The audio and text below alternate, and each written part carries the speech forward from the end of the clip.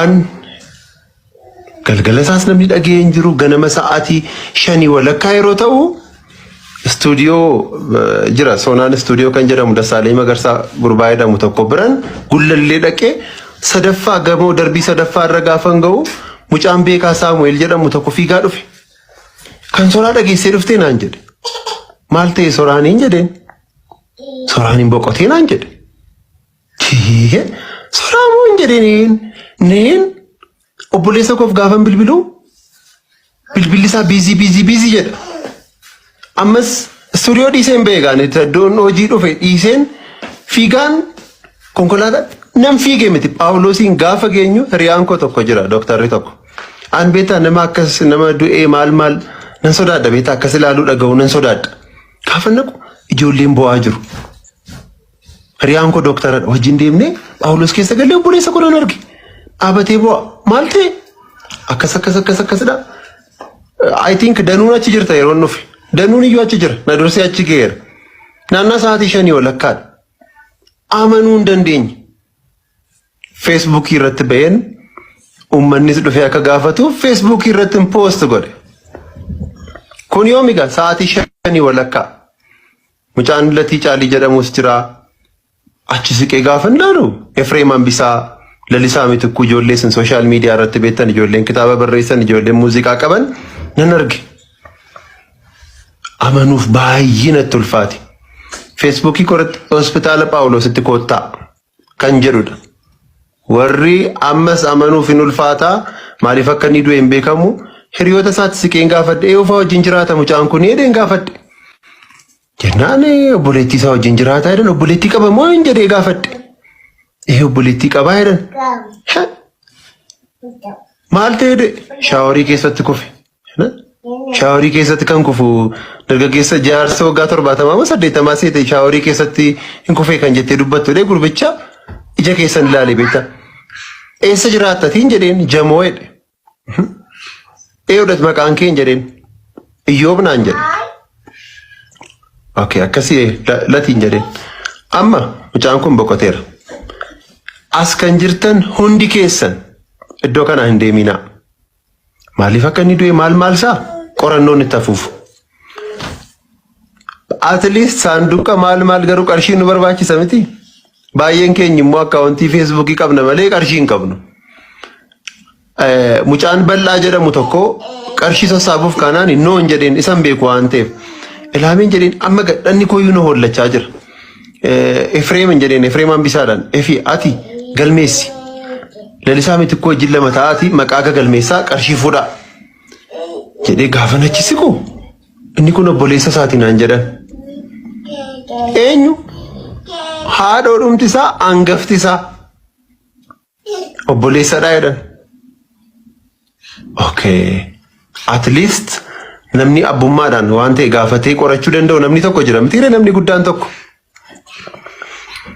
isa nan argee maqaa sin gaafannee maalin jennee hundi keenya hin boonyaa amma samanuuf hin ulfaata sooraan maaliif akka inni du'e beekamaa miti kanaaf Paawuloositti akkasitti kottaa maaliif diippilii baastee dubbachuu hin dandeessu namoonni hundumtuu waan itti fakkaate hundumtuu nama baay'eetu waan baay'ee jedhame baay'isee waan baay'eetu odeeffame achitti waa'ee tiraafikiin konkolaataatu akkas godhe jedhamee dhufee maal jedhame nama baay'ee dubbata garuu nama odeeffame namatu akkas jedhe jedhu malee abbaa jedhe sanan argattu maamme achi booda maal goone obboleessi isaa gurbaan tokko jira mootii kan jedhamu jira saanduqa reeffaa isatu bite kiisii isaa keessaa baasee bite baay'isee haqee fidee dhufee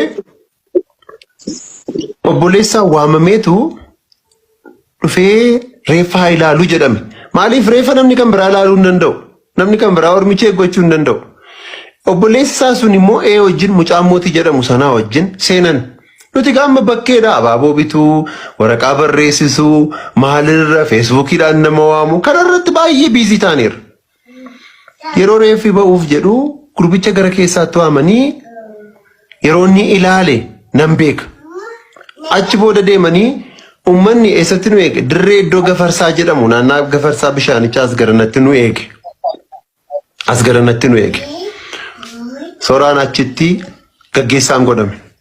Gaggeessaan godhame booda gara manaatti hin deebi'e. Namoota meeqa akka inni qabu?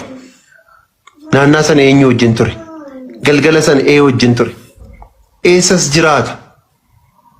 Irra deebi'ee gaafachuun jalqabe. Laayivii feesbuukiidhaan galee miiraan ittiin dubbadde argiteetta. Kun si galee amma namni baay'een bakkee dhaabatee waa'ee mucaa kanaa akkas isa jedhu baay'ee ulfaataadha. Akkaataan du'a isaa tokkoffaa shookingiidha beektaa nama tokko dhukkubsachiisaa yaalchisaa yoo si jalaa boqote si wayya takkaadhuma naasuudhaan fiiguu isaarra.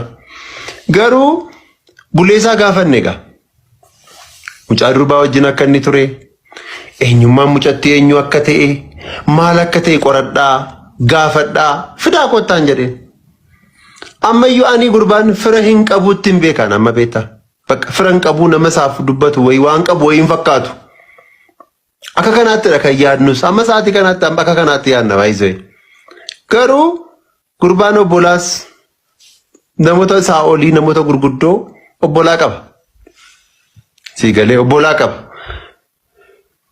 Ani feesbuukii galgala isaa achi booda soraan akka inni itti du'e nutti himaa maal kan jedhu namoonni hin gaafatu. Akka inni itti du'e nam tokko kan itti siqu hiriyoota isaa warra wajjin jiraatu sanatu at least hintii isaantu kennuu danda'a. Lammaffaa ragaa mana yaalaa fi qorannoo seerri jedhudha. Dhuma irratti amma sababii kanaa ta'e jettee sobuurraa akkaawuntiin banamee gargaarsaa sassaabamu jedhame. Akkaawuntii eenyutu banamaa? Eeyutu sa'aatii kanatti akkaawuntii namaa maaliif godhamaa kan jedhuun daqiiqaa muraasa booda haasa'ame. Namni wayii naa bilbiluma koorratti naa bilbilee baay'ee ulfaadhu akkasumaan kabajaan iyyuu baga wal gaggeessitanii akkasidha waan meeqa erga haasa'e booda akkaawuntiin harmee isaatii banameera naan jedhe. Akkas adde eenyu gammadaa tafarraa gammadaa jedha abazzeema akkas jedha. Akkaawuntiin kanuma harmee isaatiidha daraa keessan qilleensarra ooshaa kan jedhuun achi akkaawuntii sana fuudheen feesbuukiirra akkaawuntii kan biraan hin barbaachisu amanamummaa qaba waan ta'eef daayirektii qarshii fi namichi qarshiin ergamuuf wal argachuu qaba jedhee waa'ee namanuuf utuu maqaa keetiin akkaawuntiin horii banamu itoo jedhame iyyuu ani hin fudhadhu waliin galu waan ta'eef daayirektii kan harmee isaa irratti baname jedhamnaan oolmaaf jireenyi isaa akkamii? Intalli sun eenyudha? Hariiroo isaan intala sanaa wajjinoo qabanoo maal fakkaata? Sa'aatii meeqatti immoo deeme? Eenyutu bilbilee deeme? Isatu bilbilee deeme bu'aame immoo isheetu bilbilee fi kan jedhu qorannoo ulfaataa barbaada. Amma namoonni warri kaan qaamaan dhaqanii waan tokko gaafachuu danda'u. Mucaa sana amma intalli sun mana hidhaa jirti nuun jedhan malee dhattee arguudhaa fi ati eenyudha jedhamta. Aleeksi kaaseera. Baay'ee callistee dhattee gaafachuu hin dandeessu riizaaltii sittin himanii maame. Sittin himan yookaan maatii yookaan fira waan ta'e taatee ta'antee dhattee gaafatta. Isa alatti namni kan biraan gaafachuu hin danda'u. Bitaanatti gali. Mucaan kun wajjin gala. At least tu ijoollee naannaa burraayyuu ta'e anis beekaa ijoolleen wajjin jiraachaa ture sana gaafanna. Amma kan inni galu faallaa burraayyuu jamoodha. Kan inni jiraata jedhani obboleettii isaa wajjinidha. So akkam goone eenyuun gaafannaa kan jedhu baay'ee bitaanatti gala. So eenyuuf hin bilbilee obbolaan isaa lamadha jedhan. Obboleessi inni tokko as jiraata Finfinnee jiraata. Inni lammaffaanis inni hangafa soraadha.